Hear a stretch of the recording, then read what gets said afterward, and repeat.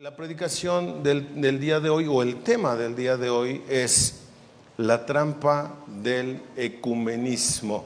Y ahorita lo voy a explicar. Pero antes de empezar con este tema, quiero suplicarles que inclinen su rostro y que me acompañen en oración para que el Señor hable a nuestro corazón en esta mañana. Eterno Padre, cuán bueno, maravilloso, misericordioso eres tú, Señor. Agradecemos, bendito Padre, el que podamos estar aquí, el que podamos estar delante de tu presencia, unidos como un solo cuerpo para amarte, para glorificarte, para amarnos entre nosotros, para consolarnos, Padre, así como tú nos consuelas a nosotros. Ayúdanos, Señor, a tener puestos los ojos en Cristo, quien es el autor y el consumador de la fe. Queremos seguir rogándote, Señor, por la familia Mata Pérez, que tú los sigas bendiciendo, consolando, mi Dios, para que ellos puedan superar lo antes posible la ausencia de nuestra hermana Lupita, Padre, quien está en tu presencia. También, Señor, te suplicamos que nos ayudes a comprender este tema, que lo veamos con claridad a la luz de la Escritura. Habla a nuestro corazón.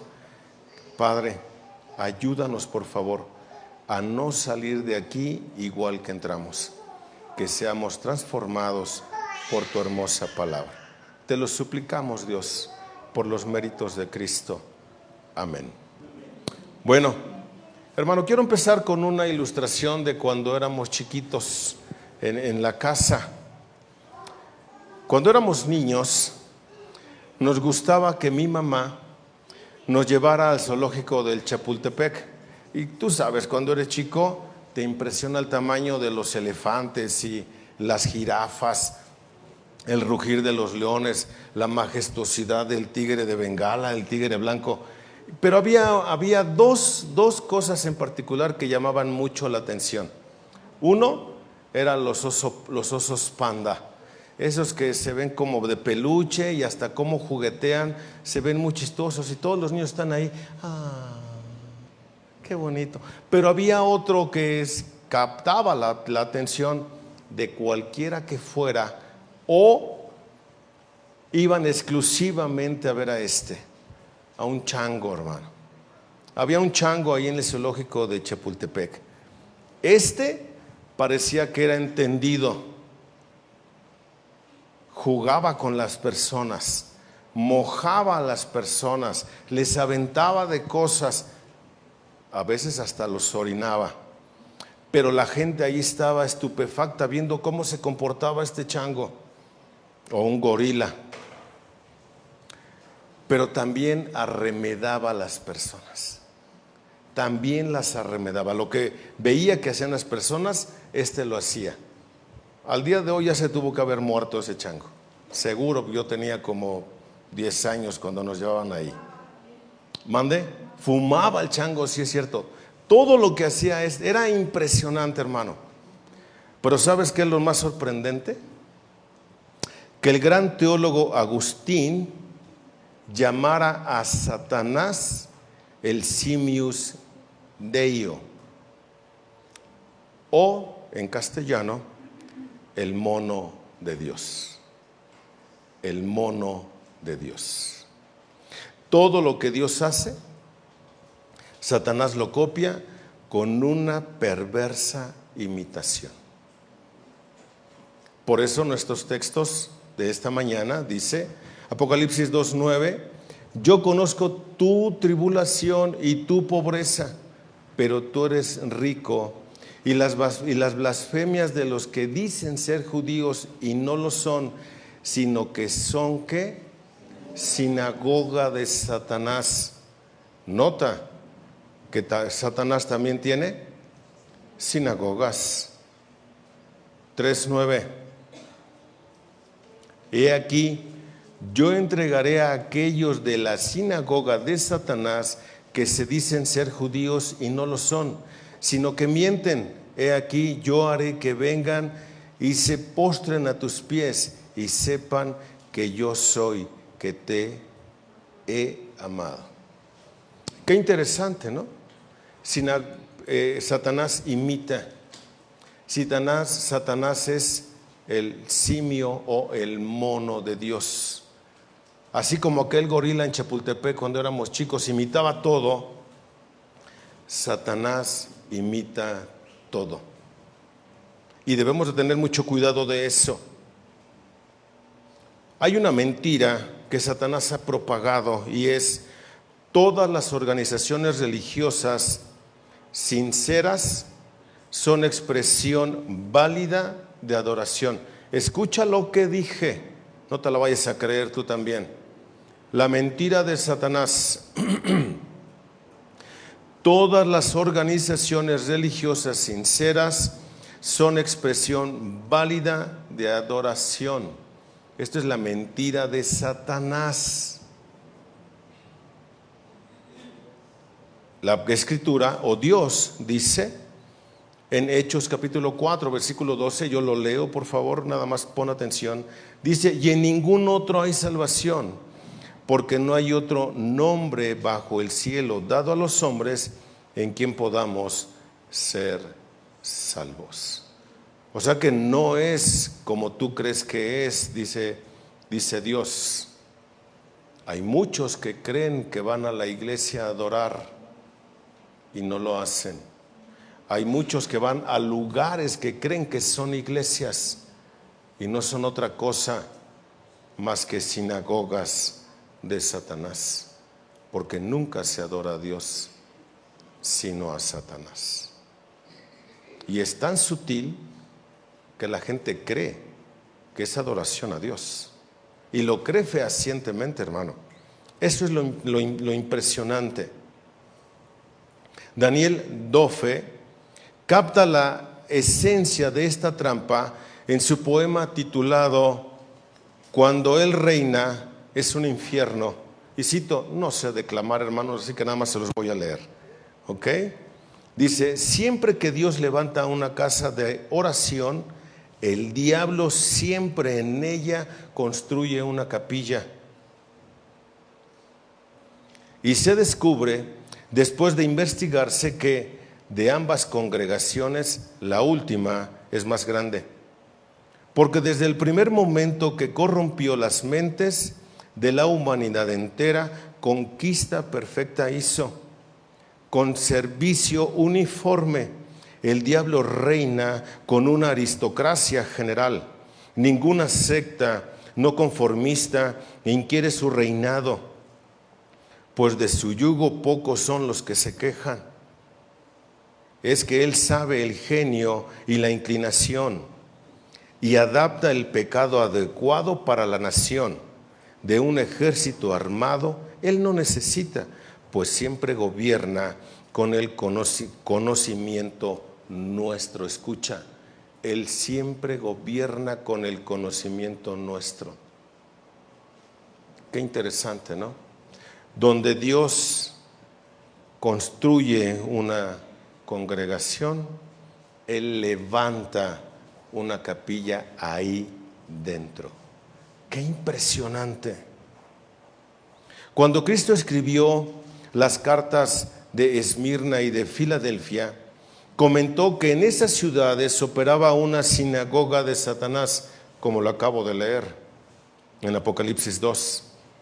Alegaban ser lugares legítimos de adoración a Dios por parte de personas que profesan tener una relación correcta con Dios. Sin embargo, Jesús les dijo que su Dios era realmente Satanás, no el verdadero Dios vivo. Y hazte esta pregunta y vela contestando tú en tu mente solo. ¿Vienes realmente a adorar a Dios? ¿Vienes realmente a adorar a Dios? ¿Estás dispuesto a hacerlo? ¿Con todo lo que implica y Él demanda? ¿O vienes a hacerlo a tu manera?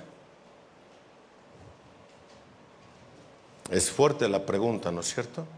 Demasiado fuerte. La participación de Satanás en la iglesia no requiere de pruebas detalladas. Las 5 de las 7 iglesias de Asia Menor se les hizo una destacada mención o advertencia sobre el maligno. Ya sabemos que había sinagogas de Satanás en Esmirna y en Filadelfia, ¿no es cierto? Ahí tenemos el texto. A la iglesia de Pérgamo, de hecho, nuestro hermano Leo ya nos predicó esto, ¿te acuerdas? A la iglesia de Pérgamo, Cristo le escribió acerca del trono de Satanás y de su morada. Nota lo que dice en el 2:13, que ya lo leyó también Jorge hace un rato. Yo sé dónde moras, dónde está el trono, dónde está el trono de Satanás. ¿Dónde están? En donde está el trono de Satanás. Guardas fielmente mi nombre y no has negado mi fe, aún en los días de Antipas, mi testigo, mi siervo fiel, que fue muerto entre vosotros, donde mora Satanás. ¿Ya te fijaste de eso? Pablo dijo a los efesios cómo debían combatir a Satanás. ¿Te acuerdas de eso?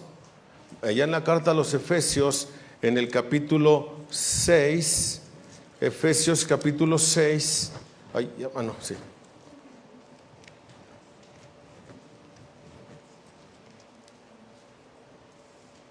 Efesios 6, versículos del 11 al 17, ¿nota?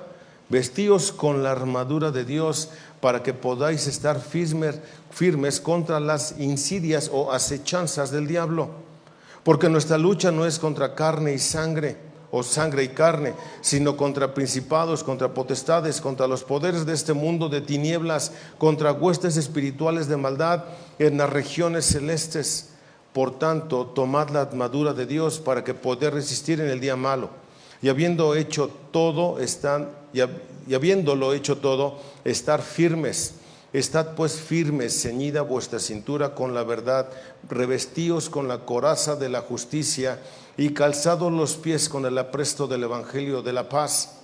Y en todo, tomando el escudo de la fe, con el que podéis apagar todos los dardos encendidos del maligno.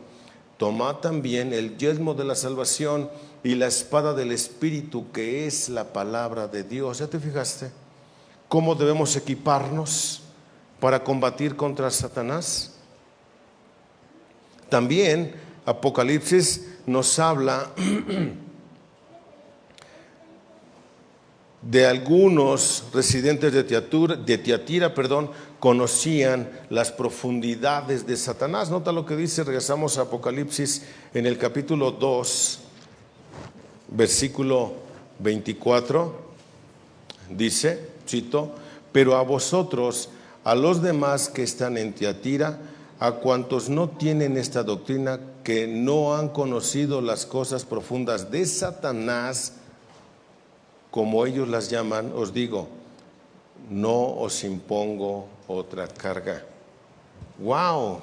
Si te das cuenta, ¿quién está metido en la iglesia? Satanás.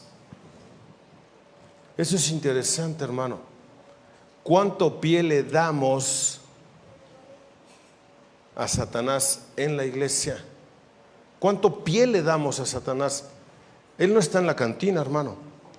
Y ahora lo estás constatando con textos bíblicos que Él está aquí. Está poniendo en ti desánimo para no venir. Está poniendo en ti cosas en tu mente para que juzgues lo que ves, lo que oyes. ¿Te das cuenta de todo lo que Él hace para que tú no creas la palabra de verdad? Donde se construye una iglesia, Satanás se encuentra por un lado levantando una capilla y por el otro dirigiendo a su cuadrilla de destrucción para acabar con la verdadera iglesia.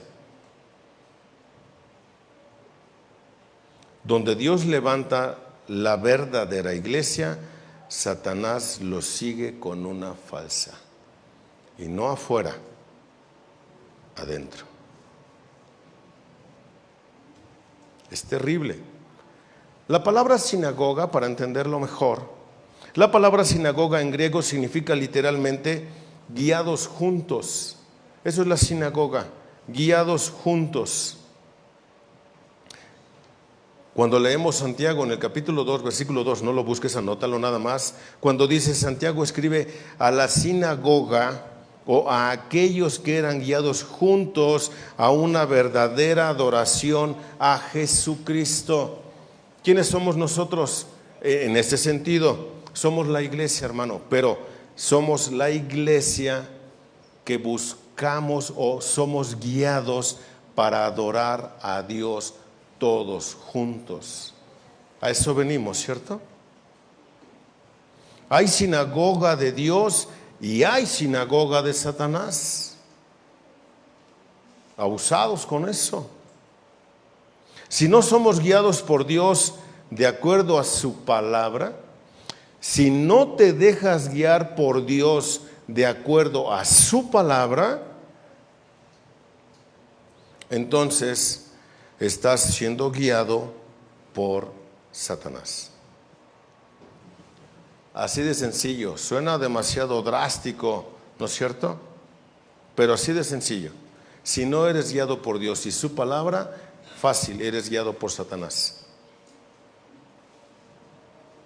De modo que Jesús, por medio de Juan, hizo una advertencia a los creyentes de Esmirna y de la iglesia de Filadelfia acerca de un grupo de judíos religiosos que tenían una apariencia exterior de piedad. Una apariencia exterior de piedad, pero que en realidad habían sido guiados por Satanás a la perversa idolatría, ya que eran solo imitadores de las cosas verdaderas de Dios. ¿Por qué? Pregúntate, no contestes, hermano, tú solito ahí en tu lugar. ¿Por qué vienes? ¿Porque buscas adorar verdaderamente a Dios? ¿O vienes por cumplir? Si vienes por cumplir o vienes por aquietar tu conciencia, ten mucho cuidado, porque entonces puede ser que vengas y tú seas parte de la sinagoga de Satanás. Ten mucho cuidado. Este punto, hermano, lo voy a ver en 6 puntos. Este tema lo voy a ver en 6 puntos. Pero ya sabes cómo soy. Traigo elaborados los 6, pero pienso ver uno. No pienso ver 3, hermano, no creo que me alcance más tiempo. Pienso ver 3 y si Dios nos lo concede, vemos 3 la próxima semana. ¿Ok? Ya me enfrié demasiado, hermanos. Ahora ya me estoy enfriando. ¿Ok? Entonces, primer punto. Primer punto de el ecumenismo, ¿qué es? Una trampa, eso dice tu boletín. El ecumenismo es una trampa o la trampa del ecumenismo. Primer punto, el principio del ecumenismo. El principio del ecumenismo. Juan explica detenidamente quiénes son los que adoran en la sinagoga de Satanás. Eran aquellos que decían ser judíos, pero que en realidad no lo eran. Entonces, ¿quiénes son los que adoran? ¿Quiénes son los que hoy podrían ser sinagoga de Satanás? Los que dicen ser cristianos, pero no lo son. Y podemos notar características, pero ahorita no vamos a balconear a nadie todavía. ¿Ok? Esto hay que entenderlo obviamente en un sentido meramente espiritual, no en un sentido étnico. Y vaya, si lo quisiéramos ver en un sentido étnico, los hoy mal llamados judaizantes, ¿son judíos? No, es una imitación de un judío. Estos no son otra cosa sino sinagoga de Satanás. No pertenecen a Cristo, no pertenecen al grupo étnico de judíos. Son más mexicanos que en Nopal y creen que son judíos. ¿Ok? Así de sencillo, hermano. Pablo lo dice claramente en Romanos 2, 28. Cito, nota, escucha, hermano, para ver si podemos avanzar. Pues no es judío el que lo es exteriormente, ni es la circuncisión la que se hace exteriormente en la carne. Eso no te hace judío ni te hace no judío. 29. Sino que es judío el que lo es en lo interior, en la incircuncisión, y la circuncisión es la del corazón, en espíritu, no en letra, la alabanza del cual no viene de los hombres, sino de Dios. Un verdadero cristiano, entonces, es aquel al que le han cambiado el corazón. Originalmente, antes de venir a Cristo, tenemos un corazón de piedra. Y cuando el Señor nos salva, nos es cambiado por un corazón de carne. ¿Ya te fijaste? La circuncisión es la del corazón, no es la exterior. Un grupo de judíos afirmaban ser descendientes de Abraham, pero Jesús los acusó de ser descendientes de Satanás. Esto, hermano, tiene mucho que ver entonces con mi forma de ser. Aquellos que afirmaban ser descendientes de Abraham, ¿cómo eran? ¿Eran realmente descendientes de Abraham? No, porque el Señor lo definió muy sencillo y dijo, si eres descendiente de Abraham, ¿qué? Las cosas de Abraham haces. Pero vamos a ver de quién eres. ¿Eres mentiroso? Y no solo eso, procuras matarme. Satanás es mentiroso y homicida desde el principio. O sea que eres hijo de Satanás.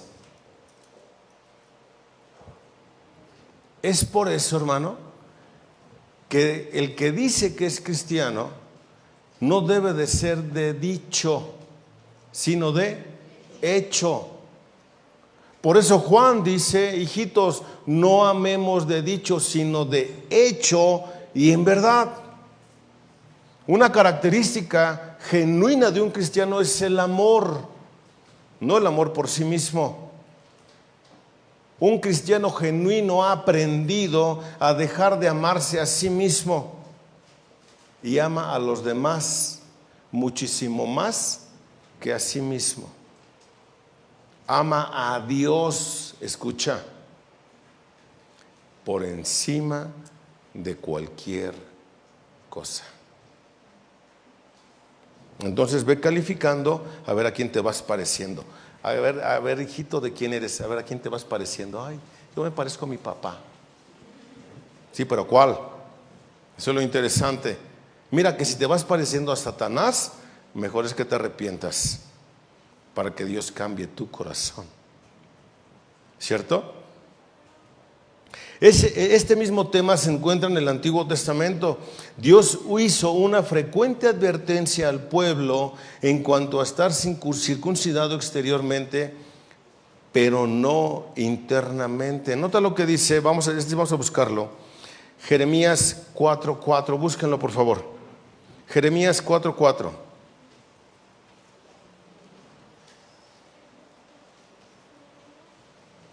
¿Ya lo tienes? Jeremías 4:4 está después de Génesis, hermano. Antes de Apocalipsis. Llegas a Apocalipsis, ya te pasaste. ¿Ok? Jeremías está después de Isaías. Y el 4 regularmente está después del 3. ¿Ok? ¿Ya lo tienes? Dime por favor qué dice.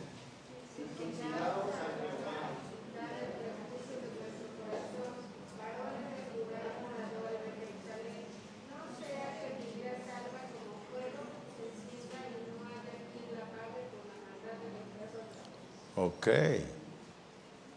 Qué interesante, ¿no? Qué interesante. No solo eso, Ignacio, un padre de la iglesia de principios del siglo II, escribió acerca de este asunto a la iglesia que está en Filadelfia. Cito: pero si alguno promueve el judaísmo entre vosotros, no lo escuchen. Es mejor el cristianismo de un hombre que ha sido circuncidado que el judaísmo de un incircunciso. Pero si uno u otro no hablan de Jesucristo, yo los considero como tumbas y sepulcros de muertos, en los que se han escrito solo nombres de hombres. Eviten, por consiguiente, las artes y maquinaciones perversas del príncipe de este mundo, no sea que él los aplaste con sus artificios y se debiliten en su amor. Fin de la cita. No hagas caso ni de uno ni de otro. Si éste no te platica de Cristo, si éste no vive conforme a Cristo, no le creas. La predicación tiene que ir siempre acompañada de testimonio, hermano. Siempre. Si no, no tiene validez alguna. Los judíos del tiempo de Juan trataron de despojar al cristiano de su legítimo reclamo que tenía en una exclusiva y singular relación con Dios. Lo mismo sucede hoy. Dice una cita del doctor Richard Mayhew: recientemente estuve en un panel de discusión que se realizó en un importante programa de entrevistas en una radio en Los Ángeles. En medio del calor de nuestra discusión acerca del reconocimiento exclusivo de la Biblia al cristianismo, un rabino muy culto de Beverly Hills me preguntó a quemarropa, dice el doctor Mayhew: ¿me está usted diciendo que si yo no creo en Jesucristo me voy al infierno? Aunque desdeñaba tan estrecha concepción, el hombre había captado la esencia de lo que enseñan las Escrituras. Lo había entendido perfecto. A lo cual el doctor Mayhew respondió: permítame dejar en claro que yo personalmente no condeno a nadie. A nadie. Pero Dios ha dicho que Jesucristo es el único camino para tener una correcta relación con el Padre Celestial. Él es el único. Entonces le cité Juan 14:6, donde Jesús dice: yo soy el camino, la verdad y la vida, y nadie viene al Padre sino por mí. A través de los años, Satanás ha inventado religiones y sectas para confundir al pueblo de Dios y para competir por las almas de aquellos que sinceramente buscan tener una correcta relación con Dios. Fin de la cita. Allá en Los Ángeles, hermano, una iglesita que de vez en vez podíamos predicar allá. Tristemente hoy esa iglesita no existe. Se la comió la pandemia, hermano. Era yo conocido hasta antes de la pandemia con un nombre muy peculiar. Era yo conocido como el Pastor Infernation. Porque tengo no la capacidad, sino la cualidad de decirle a las personas que si no se arrepienten se van al infierno. Es lo que la Escritura dice. El martes de regreso ya veníamos en el carro, nos trajo una persona y dije, pues ¿qué hago? Pues van a ser varias horas por carretera. Pues a lo que te truje, chancha, ¿no? Órale, a predicarle al chofer. Y a esa conclusión llegó. Le dije, mire, tenemos casi 4 horas de camino, y de que me quede dormido a que le platique cuál es su destino, si usted no se arrepiente, pues mejor se lo platico. Y aquí no hay excusa, no me puede bajar, así que vámonos. Y a predicarle el evangelio, hermano, durante 4 horas, comenzando desde Génesis y terminando en el infierno. Y lo entendió. Dice, o sea que si no me arrepiento y no le enseño a mi hijo esto del evangelio, ¿va al infierno? La respuesta es sí. Pero que quede claro, no lo estoy condenando yo. Eso dice Dios. Porque Él decía ser católico, apostólico y romano. Digo, muy fácil. Yo ya le cité muchas veces la Biblia, ¿no es cierto? Sí. ¿Y la Biblia qué es? Palabra de Dios. Le digo, y ustedes cuando el cura lee un pedacito de Biblia, un pedacito, así les da 5 centavos de Biblia. ¿Y qué dicen todos ustedes cuando el cura les cita los 5 centavos de Biblia? ¿Qué dicen? Te alabamos, Señor. ¿Y por qué lo alaban? Quiero que me diga por qué lo alaban. ¿Por qué dicen ustedes que alaban al Señor? Pues no sé, la verdad no sé. Le digo, ¿qué pasó? Pues no, que es usted católico, apostólico y romano. Ustedes dicen que alaban al Señor. Después de que el cura cita la Escritura, ustedes dicen que lo alaban porque les dejó la Escritura, la cual ustedes no creen ni conocen. Así de sencillo. Yo les pregunto a ustedes hoy aquí, ¿ustedes alaban al Señor? ¿Por qué? ¿Por qué? A ver, díganme por qué. Uno por uno. ¿Pero por qué? Ok, a ver, Edgar. Ok, por la misericordia aplicada a ti, bien. ¿Cómo? Ah, ok, bien, sí, por lo que Él es. ¿Qué más, hermanos? Por lo que hizo por nosotros, porque Él es poderoso, dijeron por acá. ¿Por qué más? Por los méritos de Cristo. ¿Por qué? Porque es nuestro Salvador. ¿No nada más por eso? Por la gracia aplicada a nosotros. ¿Por qué más, hermano? Porque es el creador. ¿Por qué más? ¿Por qué qué? Porque obtenemos la vida eterna creyendo en Él. Porque fuimos creados para darle gloria.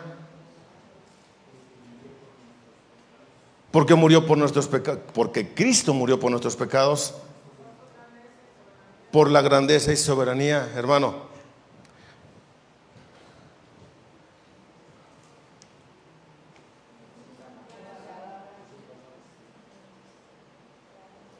Porque tenemos su palabra. Porque tenemos su palabra, aparte de todo lo que ustedes ya dijeron. Porque tenemos su palabra. O porque nos dejó su palabra. Porque nos dejó la iglesia. Porque tenemos el Espíritu Santo. Porque tenemos salvación. Porque tenemos vida eterna. Y entonces podemos decir: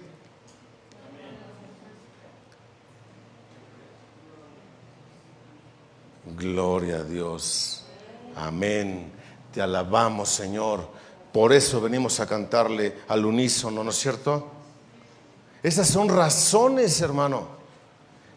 Si a algunos de nosotros nos fallan unas de estas, andamos cojos, ¿eh? Y tal vez no adoramos al Dios de la Biblia. Tengamos cuidado. Mucho cuidado. ¿Ok?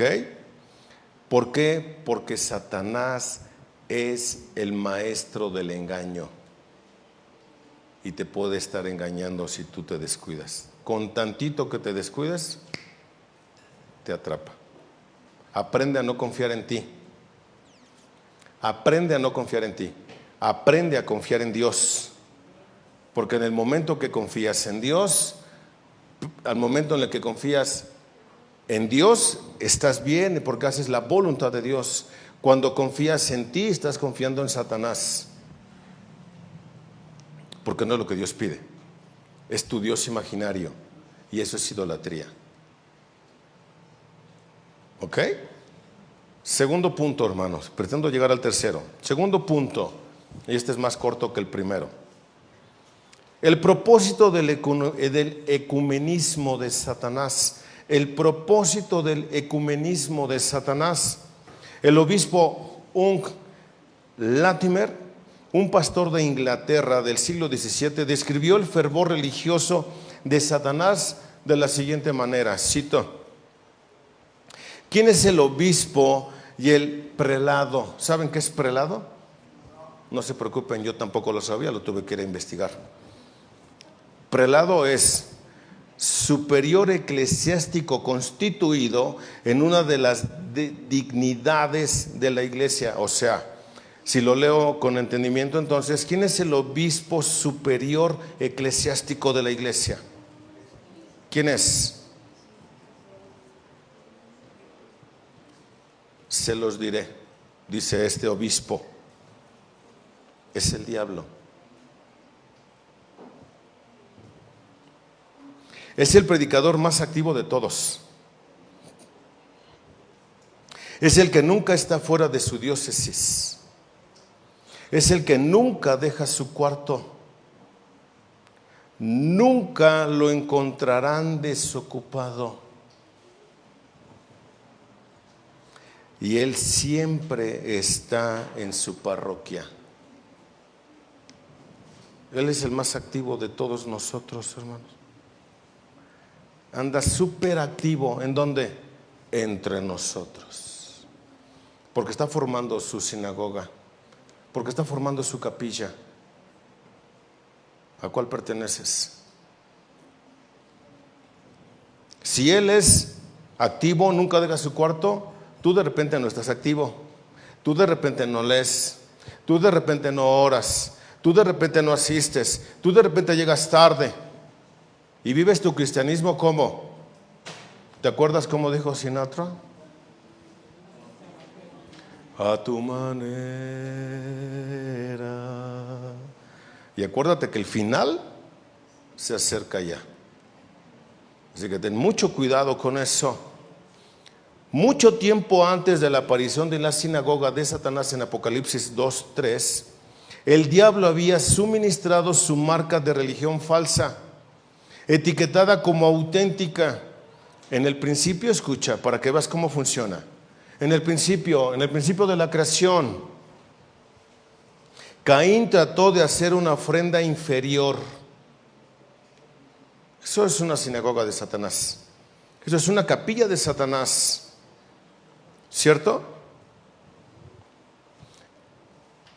En sustitución a lo que a Dios le había pedido. ¿Qué pide Dios de nosotros, hermano? Obediencia. ¿Calificamos nuestra obediencia? ¿Quieren que la califiquemos a través de la Escritura a ver cómo andamos, hermano? ¿O ya sabes cómo andas? Sé honesto. Te voy a decir como a los niños. Los niños cuando no me conocen todavía dicen, ¿cómo te portas? Bien. Le digo, te voy a decir cómo contesta un niño que ya me conoce, que va a la iglesia donde yo voy. ¿Cómo te comportas? Más o menos. Es porque ya saben, ¿no es cierto? ¿Cómo te comportas, hijo? Pues más o menos. A veces más y a veces menos, ¿no? Pero eso es ser más honesto. ¿Nos balconeamos o tú sabes cómo estás? ¿No sabe cómo está? ¿Le digo, hermano? Ya sabemos cada quien cómo andamos, ¿no es cierto? ¿Cuánto tiempo oras? ¿Cuánto tiempo lees? ¿Cuánto tiempo te revistes de santidad, como lo dice Pablo? ¿Cuánto tiempo mueres a ti mismo todos los días? ¿Cuánto conoces la Biblia?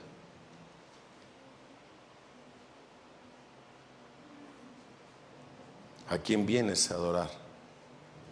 ¿Vienes a adorar con conocimiento o sin conocimiento?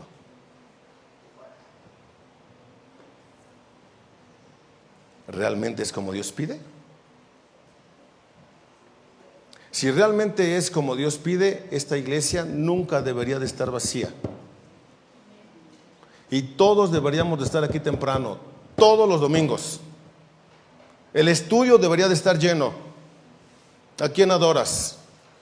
¿A tu propio Dios imaginario? Eso es Satanás. Perteneces a la capilla de Satanás, hermano. Perdón, ni mi hermano eres, perdón. Cruz. Que se vaya el diablo y que venga Jesús. Así decía mi mamá que dijéramos cuando éramos chiquitos y nos daba miedo. Cruz, que se vaya el diablo y que venga Jesús. Aguas, hermano. Bueno, si eres del otro bando, no eres mi hermano. Te invito a que seas mi hermano y hagas lo correcto delante de Dios. La exigencia de Dios de que la obediencia a Él debía ser absoluta, enfureció a Caín. ¿Por qué me de someter a eso? Yo ni quiero, yo lo voy a hacer a mi manera, cuando yo pueda. No. ¿Qué terminó haciendo Caín? Mató a su hermano, lo asesinó. Un verdadero adorador era su hermano. Obedeció en tiempo y forma. ¿Por qué nosotros no? Otro ejemplo. Después del diluvio, los descendientes de Noé dijeron: vamos, edifiquemos una ciudad y una torre cuya cúspide llegue al cielo. Suena bien romántico, ¿no? Hagamos un nombre, por si fuésemos esparcidos sobre la faz de toda la tierra. En vez de fructificar, multiplicarse y de llenar la tierra como Dios lo había ordenado, decidieron congregarse en el mismo lugar e inventar su propia manera de adorar a Dios. Querían unidad entre ellos para que nunca fueran dispersos. ¿Y qué les hizo Dios? Los confundió. Babel, ¿qué significa? Confusión. Wow. ¿Cómo lo hacemos, hermano? ¿Cada cuándo debemos de congregarnos? ¿Cada cuándo, hermano? ¿Cada cuándo? Quizá por eso no coincidimos, hermano. Ya encontré el punto. ¿Cada cuándo debemos de congregarnos? Eso es complicado. A ver, denme una respuesta bíblica. ¿Cada cuándo debemos de congregarnos?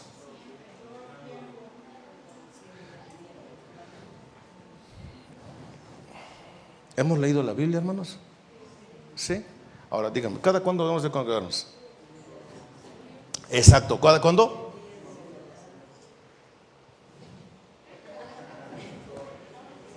Hermanos, ¿cada cuándo? Hermano, a ver, si no, saca una pluma. No le voy a hacer así, de estas no, sino de las que traes luego aquí en la bolsa. Saca una pluma, una hojita para que lo anotes. El día de reunión, escucha, día de reunión dominical es los domingos. ¿Por qué el domingo? Porque es el día en el que el Señor resucitó. ¿Ya lo sabemos todos? Entonces, a ver, vamos. La Escritura dice, hermano, que el Señor dio dones a la iglesia. ¿Para qué? Para edificar su iglesia. ¿Qué estamos haciendo ahorita? Edificando la iglesia. ¿Por qué? Porque la iglesia no sabía cuándo tenía que congregarse. Pero ya lo vas a ver. Esto quiere decir que a partir del próximo domingo no va a haber excusa alguna para que estemos acá. ¿Ok? ¿Sí o no? Mira que habemos como 90 personas aquí adentro y se oyó que contestaron 3. ¿Sí o no? Sí. ¿Amén? Amén. ¿Y la iglesia dijo? Amén. ¿El pez por su propia boca? Amén. ¿Ok? Domingo. ¿Y cada cuándo es domingo? Cada 8 días. Fácil, hermano, por si no lo sabías. No es cuando tú quieres.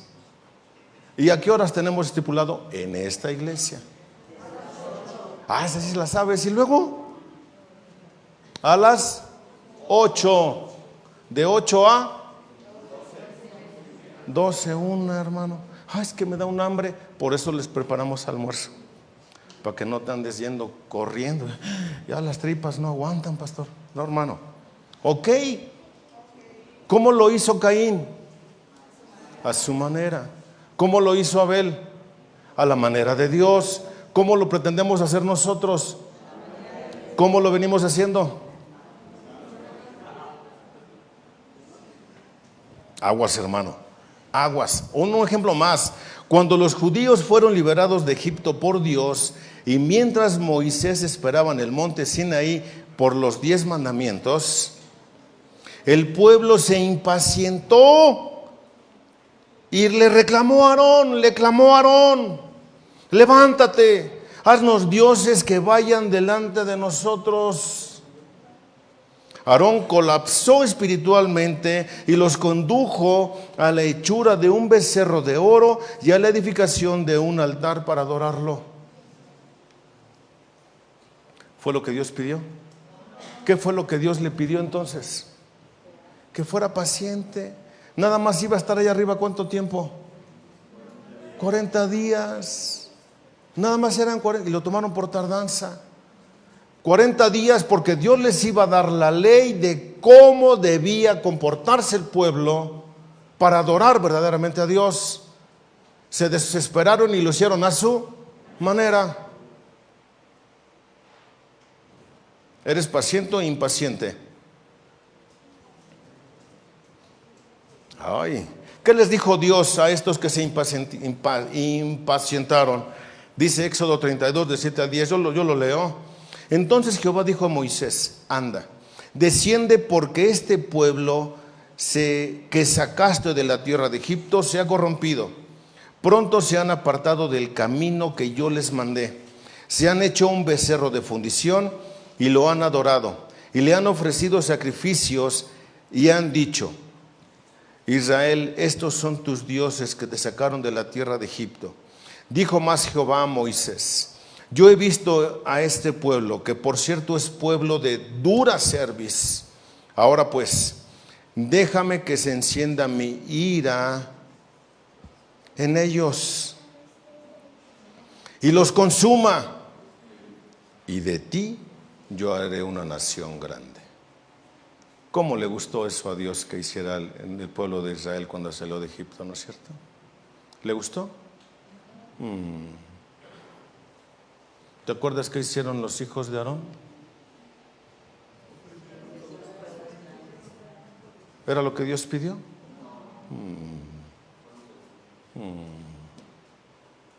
¿Te acuerdas qué pasó con Ananías y Zafira?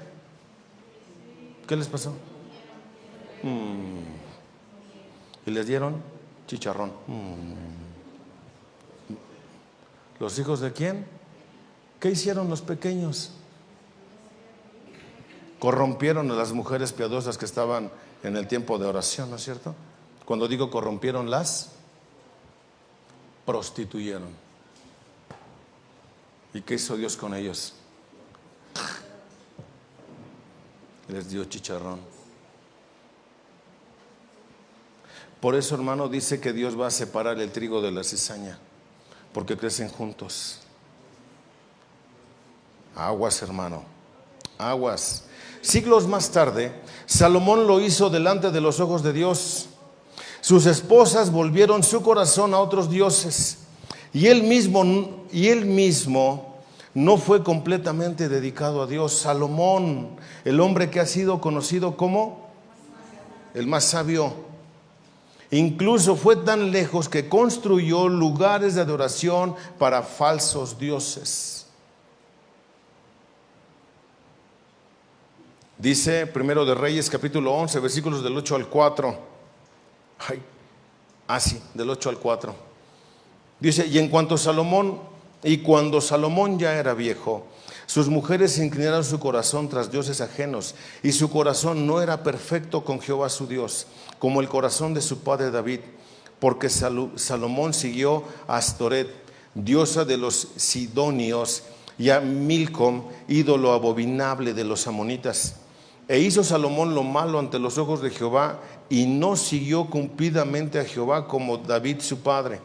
Entonces edificó Salomón un altar alto a Quemos, ídolo abominable de Moab, en el monte que está enfrente de Jerusalén, y a Moloc, ídolo abominable de los hijos de Amón.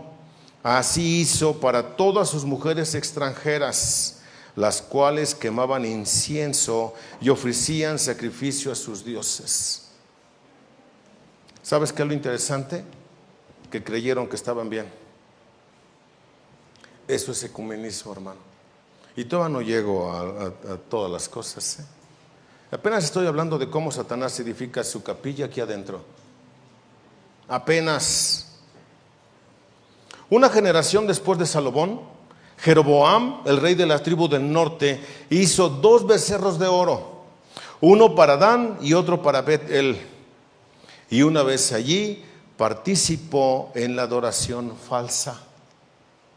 Nota, Primero de Reyes capítulo 12, versículos del 28 al 33, cito: Y habiendo tenido consejo, hizo el rey 2 becerros de oro, y dijo al pueblo: Bastante habéis subido a Jerusalén.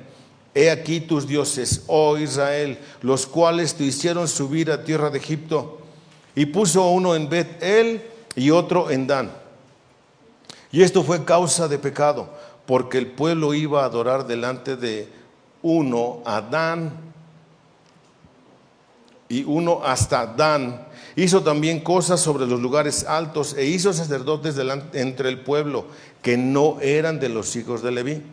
Entonces instituyó Jeroboam fiesta solemne en el mes 8, a los 15 días del mes, conforme a las fiestas solemnes que se celebraban en Judea. Y sacrificó sobre un altar, e hizo en Bet-el, ofreciendo sacrificios a los becerros que había hecho. Ordenó también en Bet-el sacerdotes para los lugares altos en que había fabricado.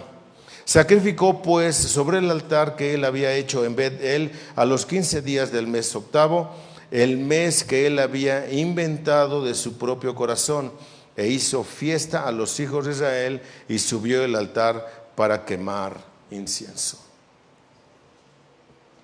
Lo hizo a su manera.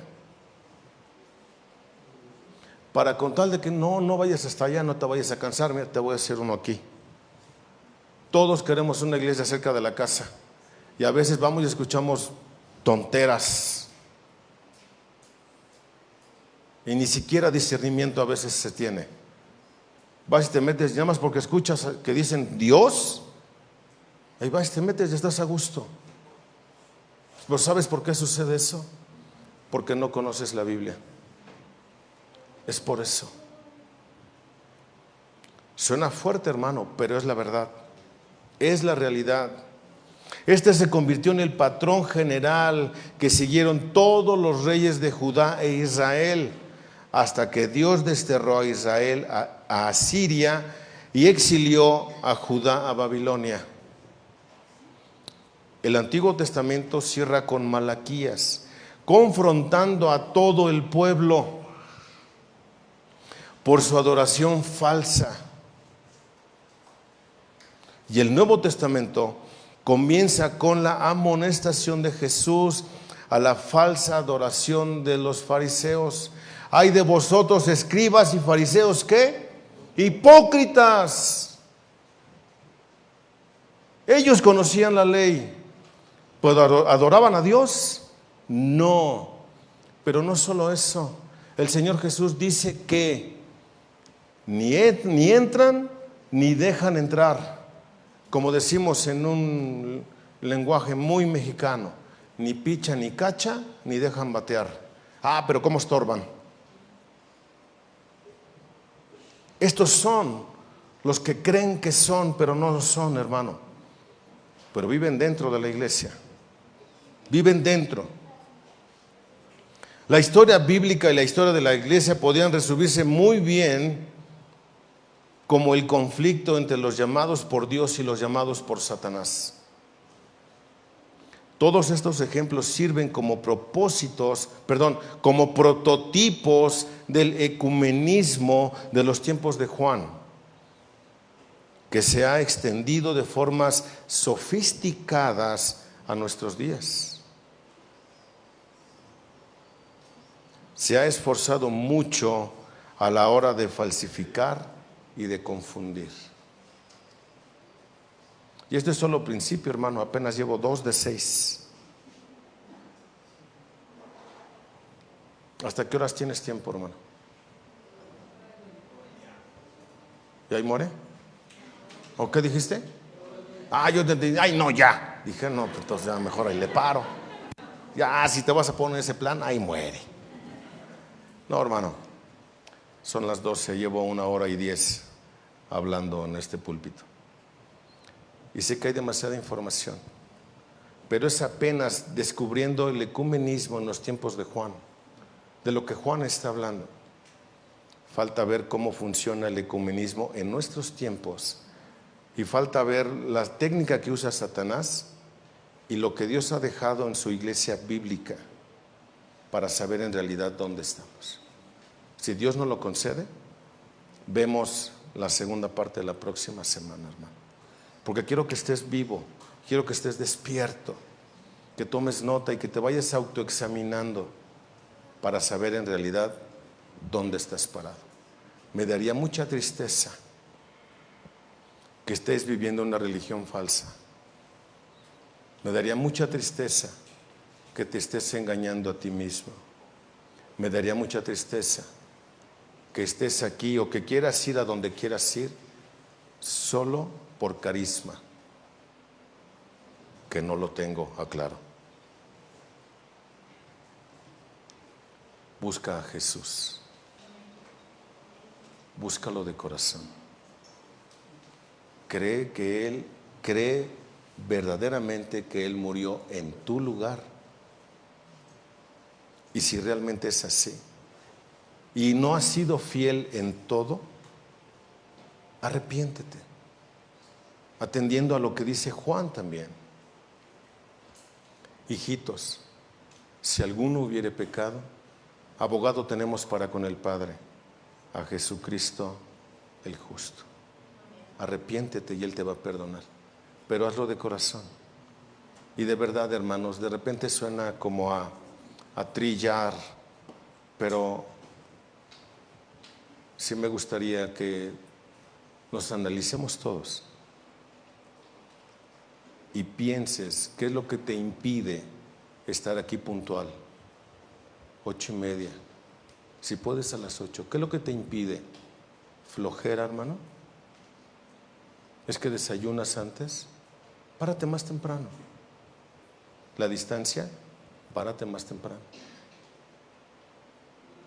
¿Hay realmente un impedimento para que no puedas llegar? Con tu vida cristiana como llevas, ¿crees que realmente adoras a Dios? ¿Al Dios de la Biblia?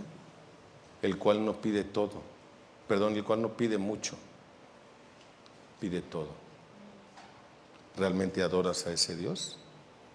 ¿O adoras a tu Dios imaginario? Piénsalo, hermano. Medita en eso. Oremos al Señor.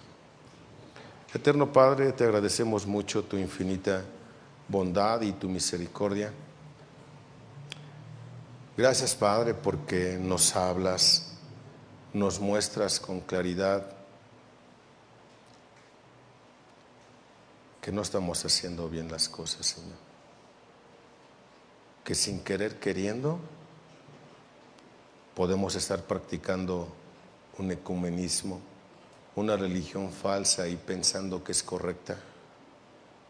Líbranos de eso, Señor.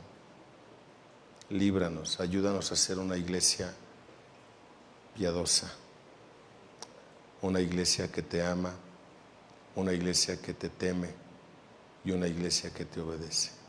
Sé con nosotros, Padre. Gracias por esta primera parte. Consérvanos, Señor. Te lo suplicamos para que podamos estar acá todos el próximo domingo en la segunda parte. En el nombre de Jesús oramos, eterno Padre. Amén. Gracias, hermanos. Que Dios les bendiga.